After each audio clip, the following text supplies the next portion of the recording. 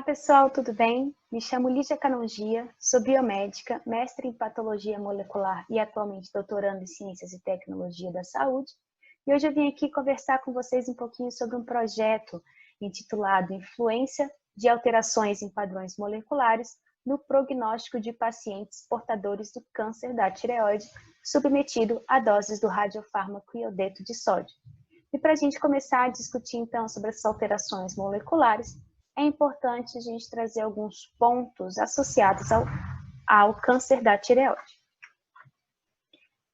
Primeiro, pessoal, a tireoide, ela vai ser essa glândula localizada bem no centro do seu pescoço, perfeito? E ela vai ser responsável pela produção de alguns hormônios, como a triiodotironina, mais conhecida como T3, e a tiroxina, o T4. E além disso, ela também é responsável pelo armazenamento e a utilização do iodo e do cálcio, ok? E para a gente entender um pouquinho como que funciona essa produção hormonal, eu trouxe uma imagem que eu acho que vai ficar mais tranquilo para a nossa discussão. E ocorre da seguinte forma. A produção de hormônios da tireoide, ela só acontece a partir da produção de hormônios pelo hipotálamo e também pela hipófise. De que forma que isso acontece? O hipotálamo, ele vai produzir um hormônio liberador de tireotrofina, também conhecido como TRH. Este TRH age na hipófise. A hipófise, então, produz um hormônio chamado hormônio estimulante da tireoide, o TSH, e aí sim, este TSH age na tireoide, fazendo com que ela produza os hormônios T3 e T4. Uma importante função reguladora desses hormônios T3 e T4 vai ser o feedback negativo. De que forma que ocorre o feedback negativo? Quando você tem concentrações muito altas de T3 e T4, tais hormônios enviam mensagens para o hipotálamo e para a hipófise para eles cessarem as suas produções hormonais. Tá joia? Então, quando você tem um aumento de T3 e T4, o hipotálamo, ele recebe esse feedback negativo, então ele para a sua produção de TRH, tá joia? Da mesma forma que a hipófise também recebe esse feedback negativo e cessa a sua produção de TSH, fazendo com que ocorra uma diminuição na produção desses hormônios T3 e T4, gerando sempre um equilíbrio hormonal. Tá ok? Para a gente avaliar, então, a célula da tireoide, eu trouxe para vocês um corte histológico, tá? Corado com hematoxilina e eosina. E nesse corte, a gente consegue ver duas células muito bacanas. A primeira, célula folicular, tá joia? E também nós conseguimos avaliar as células parafoliculares. Qual que vai ser a diferença entre elas? As células parafoliculares, elas vão ser muito importantes na produção de calcitonina, enquanto as células foliculares, elas são responsáveis pela concentração do iodo e também pela produção dos hormônios tiroidianos, aqueles T3 e T4 que acabamos de ver. Joia? Quando a gente pensa nesse tipo de célula, tá? A partir do conhecimento desses dois tipos celulares da tireoide, a gente consegue montar um raciocínio em relação ao tipo de câncer. Perfeito? Então, vamos lá. As células parafoliculares, pessoal, elas conseguem originar um tipo de câncer chamado câncer medular. Joia? Enquanto as células foliculares, elas vão originar cânceres chamados de cânceres diferenciados, tá? Ou bem diferenciados. E esses cânceres diferenciados, eles ainda assim vão ser subdivididos em papilífero e folicular. Tá joia? Os carcinomas bem diferenciados, pessoal, eles vão ser considerados os tipos mais frequentes de carcinoma da tireoide encontrados. E dentro desses diferenciados, eu vejo uma proporção entre 50% a 80% dos casos de carcinoma papilífero, tá joia? E apenas de 15% a 20% dos casos do carcinoma folicular, ok? O carcinoma papilífero, mesmo ele tendo uma maior ocorrência, tá, de 50% a 80% dos casos, ele ainda assim é considerado o tipo menos agressivo de câncer. Perfeito? Trouxe aqui para vocês umas imagens desse carcinoma papilífero, onde a gente consegue ver a presença desses núcleos alargados, sobrepostos, com alguns contornos irregulares. Perfeito? E avaliando essa sobreposição e essa irregularidade nuclear, nós conseguimos ver também os sulcos intranucleares. Tá? O que vão ser esses sulcos intranucleares? Observem aqui. Observem a marcação. É exatamente esse sulco demonstrado, então, pela setinha preta. Tá? E por que vai existir esse sulco intranuclear em células com carcinoma papilífero? Exatamente por conta da irregularidade nuclear. Tá joia? Em relação, pessoal, à epidemiologia, a gente tem que pensar que o carcinoma de tireoide, ele vai ser o mais comum, tá? Quando nós vamos conversar sobre cabeça e pescoço, tá? E ele vai afetar 3 vezes mais mulheres do que os homens, tá joia? E em uma estimativa brasileira, lá em 2018, ele foi o 5º tumor mais frequente em mulheres nas regiões do Sudeste e Nordeste. Joia? Então, a gente tem que pensar que ele chama muita atenção. Tem bastante prevalência na população. E quando falamos do papilífero, mesmo essa prevalência sendo muito alta, ele ainda é um tipo de carcinoma menos agressivo. Ok? Observem esse gráfico que a gente consegue perceber, tá? A gente consegue avaliar a diferença, tá? Na prevalência dos casos entre mulheres, observem aqui, entre mulheres e homens.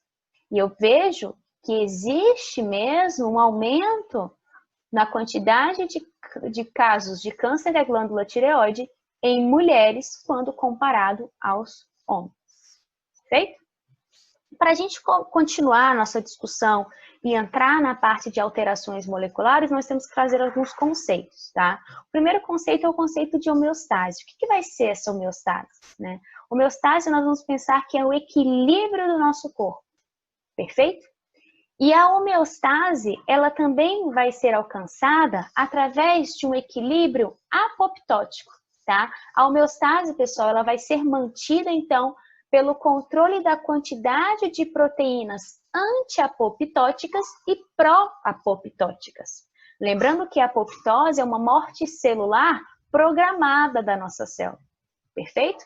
Então, quando eu tenho proteínas anti-apoptóticas, né, que evitam a apoptose, e proteínas pró-apoptóticas que influenciam a apoptose em equilíbrio, eu consigo ter a minha homeostase.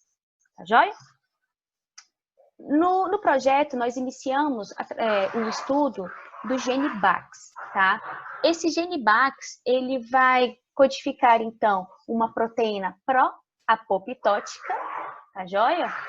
E desequilíbrios na quantidade desta proteína, tá, vão induzir a ocorrência de apoptose na célula. Perfeito? As proteínas mais estudadas em relação à ocorrência de câncer, tá, os genes mais estudados em relação à ocorrência do câncer, então, são o gene BAX pró-apoptótico e o BCL2 anti-apoptótico.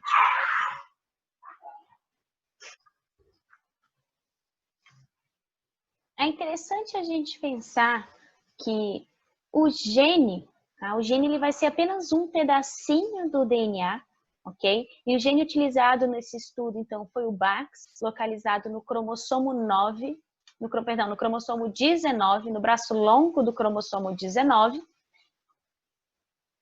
localizado bem nesta região, então, do nosso cromossomo 19. Tá joia? E o que nós avaliamos nesse gene? Nós avaliamos alguns polimorfismos, tá? Polimorfismos podem ser entendidos como algumas mutações genéticas e nós estudamos o tipo de polimorfismo SNP, que é um polimorfismo de nucleotídeo único, onde eu tenho apenas a mudança de uma base nitrogenada em todo o gene. Por exemplo, o nosso gene Bax, nós estudamos na posição menos 248 a troca de uma guanina por uma adenina, tá joia? Então, é como se fosse esta imagem que eu trago para vocês. Nós temos G, G, G, C, A, G, C, G, T, T, A, G, A. E apenas aqui nessa base nitrogenada guanina, eu tenho, então, a troca por uma adenina. Tá joia? Foi esse o tipo, então, de análise gênica que nós fizemos. E com que objetivo isso foi feito? Muito tranquilo. O objetivo, então, foi determinar exatamente a prevalência desse polimorfismo genético Bax, ou seja, a troca dessa base nitrogenada, nos pacientes com câncer de tireoide submetidos ao radiofármaco, tá? E, além disso, também comparar com um grupo sadio, tá certo? No acompanhamento, tratamento, prognóstico e estadiamento da doença, além de descrever as frequências genotípicas e alélicas, perfeito? E também associar a presença desses polimorfismos à suscetibilidade do câncer de tireoide. O que nós fizemos? Procuramos nesses indivíduos diagnosticados com câncer e em um grupo sadio, essa troca de base, se existia essa troca de guanina por adenina ou se não. Tá? A metodologia utilizada foi através da coleta de DNA, tá? Perdão, a coleta de sangue venoso. Foram coletados 10 ml de sangue venoso e a partir desse sangue, então, foi feita uma extração de DNA, utilizando principalmente o kit Nucleo Spin Blood, ok? Ao DNA ser extraído, foi possível, então, avaliar as bandas de material genético de cada um desses pacientes. Tanto do grupo caso, 30 pacientes com câncer de tireoide, também quanto do grupo controle. Perfeito? Após essa extração de DNA, então, nós fizemos uma PCR, que é uma amplificação in vitro desse gene, tá? Foram feitas diversas cópias desse gene específico, tá bom? Do gene Bax na posição menos 248, onde eu fui procurar, então, essa troca de base de G por A. E ao amplificar esse gene, eu sabia, tá? A gente sabia que era possível, então, visualizar um amplicon de 109 pares de base. Ou seja, ao amplificar aquele gene, foi possível ver uma base com 109 pares de base. E ao se utilizar um marcador, nós conseguimos visualizar as bandas na altura de 100 pares de base. Perfeito? Após amplificado, tá? Conseguimos amplificar nosso gene, fizemos uma outra técnica chamada de técnica de RFLP. Bom, utilizando-se então enzimas de restrição. Perfeito? Essa enzima de restrição, ela fez o quê, pessoal? Atenção! Se o indivíduo tivesse a guanina, ou seja, ele não tem a troca de base, tá? Ele tem a guanina.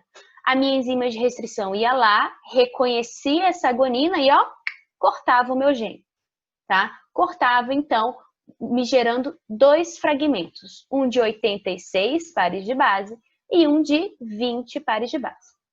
Agora, se o indivíduo ele tivesse a troca de base, tá? Se ao invés de guanina ele tem uma adenina, a minha enzima de restrição não reconhecia aquele sítio, tá? Ele perdia o sítio de restrição e eu tinha então uma banda com 109 pares de base. Isso foi fundamental para a gente genotipar os pacientes, ok? Lembrando que todo indivíduo ele tem 2 alelos. Na verdade, observem essa imagem aqui, ele vai ter 2 alelos e nem sempre os 2 alelos eu vou ter troca de base, tá? Eu posso ter guanina nos 2, da mesma forma que eu posso ter guanina em um e adenina no outro, ou até mesmo eu posso ter a troca de base nos 2 alelos, tá joia? Então, sempre foi avaliada essa troca de bases nos 2 alelos. Tá? E aqui a gente consegue observar o quê? Que todos esses indivíduos, eles me apresentavam apenas essa banda, tá? Na altura do 89 pares de base, e a banda de 20 pares de base fica muito lá embaixo, ok? E aí eu consigo genotipar esses indivíduos como homozigoto para o genótipo GG. Ou seja, nos dois alelos, tá? Ele não teve alteração gênica, então você tem GG nos dois alelos. Tá ok? Nessa imagem aqui, a gente já consegue perceber alguns indivíduos heterozigotos, tá? Como assim heterozigoto? Ele é diferente, tá? Ele vai ser diferente, os alelos serão diferentes. Então, eu vejo ao mesmo tempo uma banda de 109 pares de base mais alta, tá? E uma banda de 89 pares de base mais baixa. Isso demonstra para mim que esse indivíduo é heterozigoto e eu vou genotipar ele da forma GA. Ok? Tranquilo? É bem tranquila essa avaliação, tá certo? Então, aqui, por exemplo, nós temos um indivíduo homozigoto AA, ou seja, ele teve a troca nos dois alelos, tá? Ele tem os dois alelos mutados, perfeito? E a gente consegue ver duas bandas lá em cima, bem altas, com 109 pares de base. Tá? Através dessa restrição, tá? Utilizando essas enzimas de restrição, nós genotipamos todos os casos e todos os controles e já temos alguns resultados, bom? Como que podem, né, ser avaliados nessa tabela. Bom, essa tabela é uma tabela de distribuição genotípica desse polimorfismo BAX, na região menos 248, onde eu tive a troca de G por A. E foi possível perceber o seguinte, pessoal, observem aqui comigo. Indivíduos com carcinoma papilífero da tireoide. 18 eram homozigotos GG, ou seja, não tinham alteração. 10, GA, tinham alteração em apenas um alelo. E 2, AA, alteração nos dois alelos. Contra os indivíduos do caso controle. 67 apresentavam GG, 12 apresentaram GA e 2 AA, tá bom? Tal diferença, pessoal, foi estatisticamente significante. A gente consegue avaliar isso pelo valor de P, que foi menor do que 0,05, ok? Avaliando apenas a presença do alelo, tá? E não mais apenas os dois alelos alterados, apenas a presença da mutação ou não, o que nós observamos foi o seguinte. Avaliando os indivíduos com diagnóstico de câncer, 46 tinham o alelo G e 14 tinham o alelo A, tá bom? Contra 146 do grupo controle, que tinham a presença do G, tá? Ou de forma isolada ou as duas, ok? E 16 tinham a presença do A, tá bom? O que nos demonstra, então, esse valor de P menor do que 0,05, mostrando que existe mesmo uma diferença estatística entre esses dados, tá ok? E chamando atenção para uma possível proteção, já que temos um odds ratio aqui menor que 1, certo? Uma proteção para quê? Em relação, então, ao indivíduo que tem G, tá? Ele vai ser mais protegido para a ocorrência do carcinoma de tireoide. Tá joia, pessoal? Tranquilo? Também foi visto na análise dicotomizada, como assim? Nós dividimos da seguinte forma. Presença, tá, do GG, ou seja, ele não tem alteração nenhuma, e a presença da mutação em qualquer genótipo, ok? E continuamos vendo uma diferença estatística significante e um odds ratio de proteção, novamente, proteção do indivíduo que é GG para a ocorrência do carcinoma papilífero de tireoide. Tá joia, pessoal? É isso. É um prazer falar com todos vocês sobre esse assunto e qualquer dúvida, qualquer coisa, podem me procurar. Tchau, tchau!